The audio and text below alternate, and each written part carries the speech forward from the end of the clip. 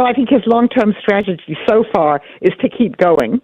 There might be a pause, there might be a ceasefire, but he still wants to essentially annihilate Ukraine as a country. He's more or less said that. Finkelstein here, sitting for Carol Walker on Times Radio. Today was a day for diplomatic solidarity with the Ukrainian people. The French President Emmanuel Macron, German Chancellor Olaf Scholtz, and Italian Prime Minister Mario Draghi all arrived in Kyiv in a show of support for President Zelenskyy and the Ukrainian people. Ukraine's president took his guests to war-torn sites such as Irpin, where the French president said massacres had taken place. Meanwhile, the UK's Defence Secretary Ben Wallace has said Russia's artillery outnumbers Ukraine's 20-1 in some parts of the country. But speaking earlier today, he said this could change in the coming weeks. I think the Ukrainians have and will have in the next few weeks the capabilities in their hands to make significant progress in the east of the country, or indeed to defend the likes of places like Odessa. We're starting to see now flowing in anti-ship missiles, which of course only a few weeks ago was unlikely to be there. There will be in the tens, if not hundreds, of anti-ship missiles that will start protecting that coastline. So I think you're going to see the direction of travel going to be much more hostile for Russian forces. It's going to be harder for them to do what they want to do. And I think that the next big question is, can the Ukrainians then push them back or push them out of the country? And only time will tell. That was UK Defence Secretary Ben Wallace. Joining me now is Angela Stent, former US National Intelligence Officer for Russia and former senior NATO advisor, and also author of Putin's World, Russia Against the West and With the Rest. Welcome. Thank you. So I suppose the first question is, this show of solidarity, does it mean anything? Obviously, anybody can fly anywhere. We call it a big moment of solidarity. Was it anything more than just a sort of press photo call? Well, I think it was very important, a morale booster anyway, because none of these leaders has actually been to Kyiv until now. They waited a long time. And I think they, reinforced the idea that the European Union countries support Ukraine. I mean, after all, Prime Minister Johnson's been there much earlier.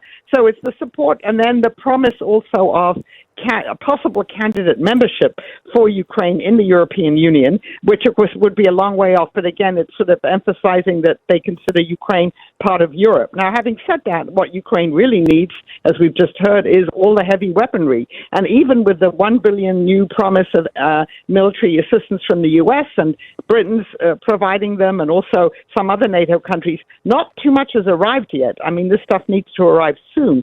Otherwise, it's going to be increasingly difficult for them to sort of hold off the Russians, who are about to take the whole of the Luhansk region and the town of Severodonetsk. So they do need the ammunition. Why did it take them this long to go? You say it was quite a while since Boris Johnson has been. I didn't really understand that. I think they were concerned about the Russian reaction. They were overly cautious. Maybe they were worried about security. I mean, it isn't. They had to go by train, obviously, from Poland to Ukraine because you can't fly. The commercial airports are all closed. That may have been it. It was a sort of hesitation, waiting to see what happened. So it would have probably been better if they would have gone earlier, but at least they went now, and that was an important statement. Where do we lie now on the issue of EU membership? If you get these leaders of the EU visiting Ukraine, that's bound to have been central to the discussion.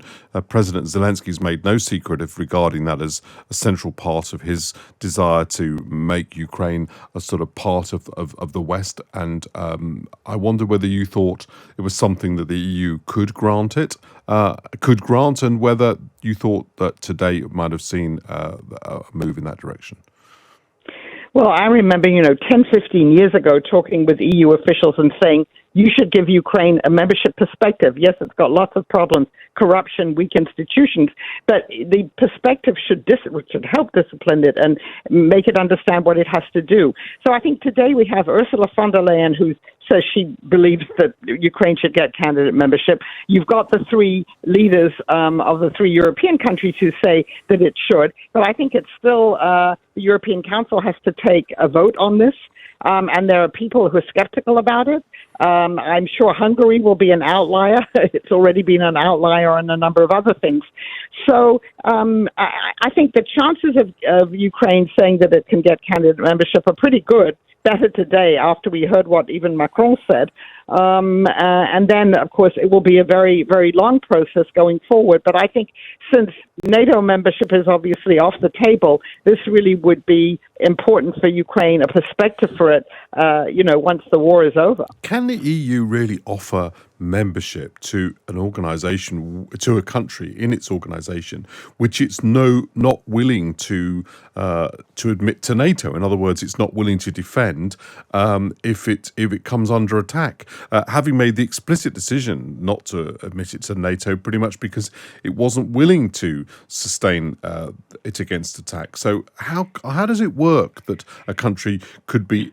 I can understand why a country might choose to be an EU member and not a member of NATO, but how does it work that you say we'll allow you to join the EU, but you can't join NATO? Well, of course, I was going to say Finland and Sweden, were EU members but not NATO members. Of course, that's changing now. I mean, it's theoretically possible. I think what we're talking about is something that's very far down the road. To actually have Ukraine become a member of the European Union. And by then you may also have more variable geometry, the kinds of things that Macron has talked about, sort of different kinds of circles. But I agree with you. It does leave open the question of who's going to defend Ukraine. I mean, in the beginning, Zelenskyy and his other officials said, his colleagues said, they were willing, if there were to be a negotiated peace with Russia, and this is now the beginning of April, they were willing to accept neutrality, but with security guarantees from other countries. Now, again, the question is, the devil's in the details. What would those security guarantees look like? And, of course, what Ukraine would want is something that looks like an Article 5 from NATO. But we haven't heard much about that since April with, after all the atrocities were discovered and after Putin has now explicitly said that, it's not only Ukraine, it could be other countries, that discussion has died down. But I think that would clearly, once Ukraine looked as if it was closer to getting EU membership, the issue of defending it would clearly have to be discussed too. 20-1. That was a pretty striking figure, which we heard earlier, in which Ben Wallace was saying he thought liable to change. But that is a sobering, worrying figure. You're not going to put that right, as it were, anytime soon, surely. And how can a country be sustained when it has that kind of imbalance? Well, it's obviously extremely difficult. And, in the beginning, we were all amazed by how well the Ukrainians did because the Russian army was so disorganized and inefficient and ineffective. But the Russian army has learned something from the mistakes it made in February and March, and it's performing better now. I mean, obviously, there's still problems.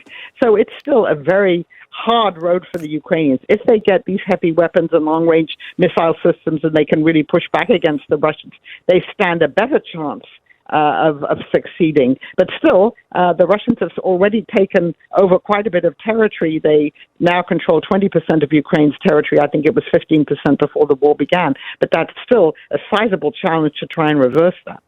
So the US long-range systems and European long-range systems, is that going to make a big military difference?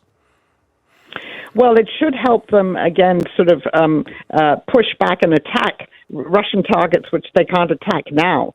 But the Russians still have lots of weapons that they can use. They may not be the most up-to-date advanced weapons, but they can still use them. So I think it's very hard to say how well the Ukrainians will do, even if they get those weapons. But we haven't seen yet because they don't have them. Okay, well, I don't want to waste having somebody with a strategic vision asking them only tactical questions. So let's move to the strategic field.